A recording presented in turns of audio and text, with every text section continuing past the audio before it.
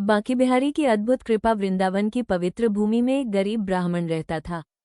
उसका जीवन साधारण था, पर उसका हृदय बांके बिहारी के प्रेम से भरा हुआ था। वो हर सुबह और शाम मंदिर जाकर ठाकुर जी के दर्शन किए बिना चैन नहीं पाता था। जब भी मंदिर में भंडारा होता, वो पूरे मन से सेवा करता।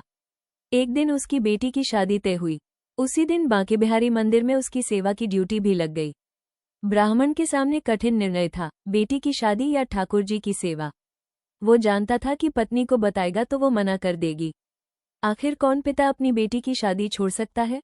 परंतु ब्राह्मण का मन बांके बिहारी से अलग नहीं हो पा रहा था। उसने निश्चय किया कि चाहे जो हो, वो ठाकुर जी की सेवा करेगा। शादी के दिन वो बिना किसी को बताए मंदिर चला गया, भंडारे में सेवा की और फिर जल्दी जल्दी घर लौटा। लेकिन जब तक वो पहुंचा, बेटी की शादी और विदाई दोनों हो चुकी थी। घर पहुंचा तो पत्नी ने मुस्कुराकर कहा, आओ चाय पी लो, बहुत थक गए होंगे। ब्राह्मण हैरान था, न कोई नाराजगी, न कोई उलाहना।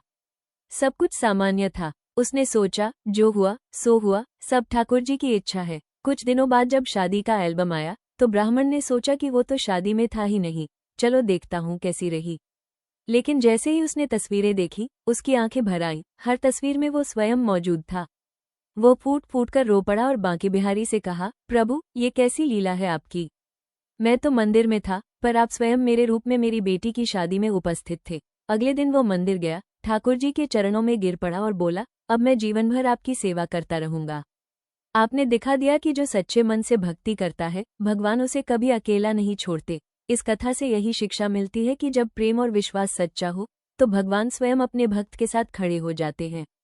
जय जय श्री बांके बिहारी लाल की।